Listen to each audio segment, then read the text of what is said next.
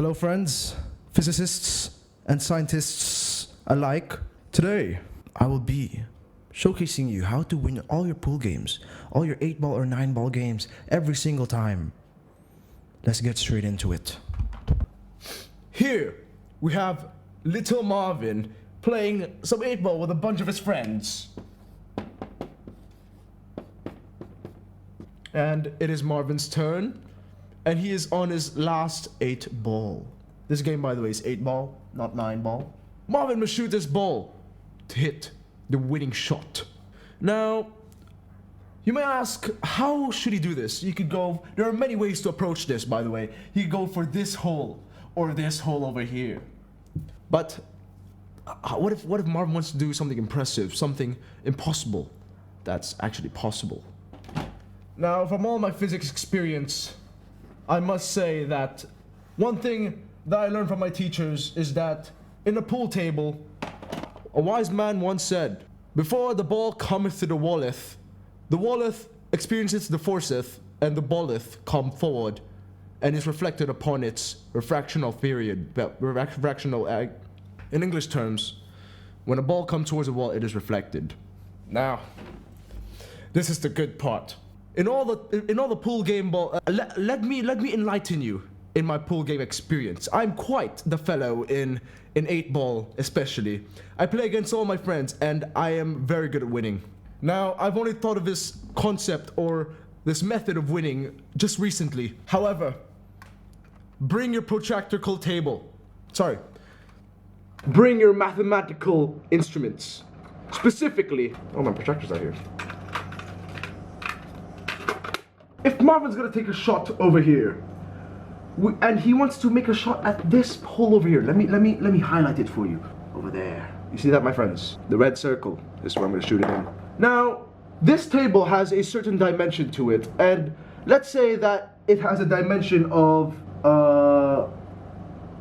5 kilometers and 7 kilometers.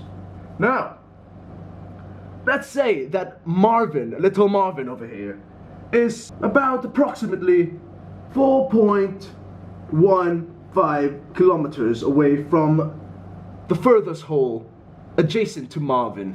Now we could say that this length here is 7 kilometers, and this will provide us with a hypotenuse of, now to find the hypotenuse, by the way guys, is to use the equation a squared plus b squared equals c squared. That is the equation to use. So the Pythagorean theorem is quite useful in finding hypotenuses. 264/89 over 400, and then you square root that, you get 8.13. So 8.14 to be exact, to do decimal places. Now he could go 8.14 kilometers to reach this hole over here, but he wants to reach this hole here. What rules of physics shall we apply? I'll give you guys to think. We use the rules of reflection. Now we know that the angle of incidence is equivalent to the angle of reflection. Why, you may ask? There's a certain physics conundrum that has been going around the physics society. I'm not part of the physics society. However, we shall move on. Now, approximately from Marvin's view, this is a pretty impossible shot. However, with the power of physics, this is possible. But I shall create one for you, because that is the prowess of a pool player as well as a physicist. As you can see, I have formulated the pathway for my ball to go through to accomplish this shot.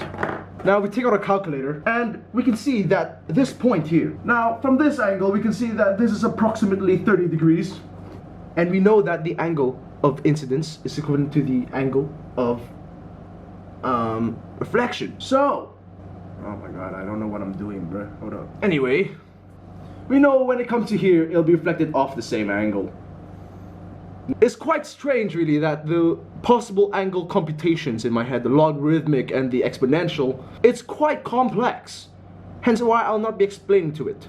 I shall let your physics teachers of higher education in university, or your doctorals or doctorates, explain it for you in my place. If I hit this ball with a force of 4 joules per second, we will achieve this outcome.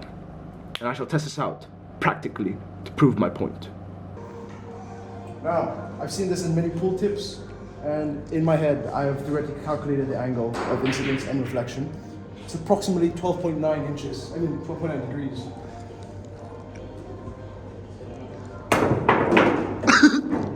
Now, as you can see, it did not hit the ball, which is quite astonishing, because I theoretically predicted that I would hit the blue ball.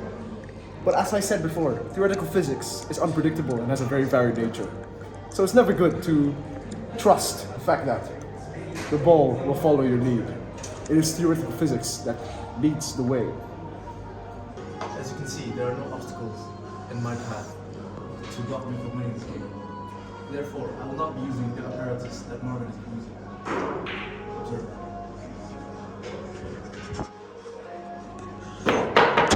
I aspire to take computational mathematics as my PhD. Hit it about 10 degrees. I believe I know where 10 degrees is. I will use the protractor as my guidance. 10 degrees. Good evening. Here I'm currently strapped, so as you can see, I'm kind of losing, per se, but in the field of theoretical physics, that is none other than hoax or untrue. Now, let's pick our target. Yeah, I'm in quite a conundrum, but I have chosen my target. The yellow ball. As you can see, I can predict the angle. Approximately where it's gonna hit, I'll be hitting the ball straight in. Now, it truly is fascinating how, when I use apparatuses, it did not work. However, in my brain, the algorithm created within me when I was born truly is a phenomenal sight to behold. I shall demonstrate that again.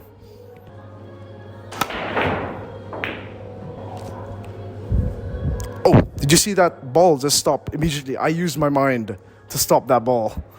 I'm quite the telekinesis and the physicists and the geneticists and the greatest. It was unclear who the winner was in the earlier game. As you can see, it's finished.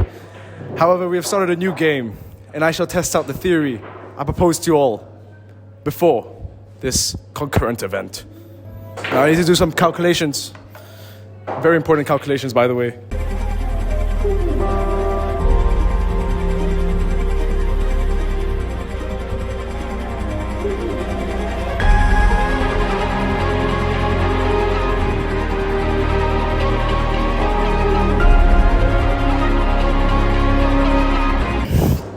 I've calculated the probabilities that are to come with this shot. However, with the specific measurements with my apparatus, I've concluded that this shot is quite possible, if you ask me. Let's go.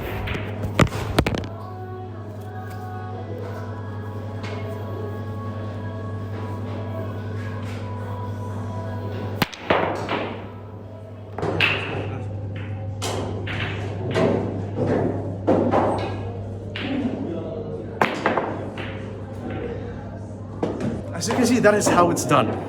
Theoretical physics can only take you so far. However, the human mind combined with physics, you can do anything. I hope I have made my physics teachers proud, Mr. H and Dr. M. You have given me and enlightened me in so much knowledge that I've been able to accomplish this impossible task. Thank you very much. So you can see, my hypotheses worked, and I'm quite proud at the amount of effort and intellectual effort that I put into this project, and I'm quite glad that I am able to have participated in this project that could have changed the outcome of humanity itself. It truly is. The human brain works in wondrous ways, and I'm just there. You know what I'm saying, guys? Yeah. Thanks for watching the video. I'm glad you got to witness greatness today.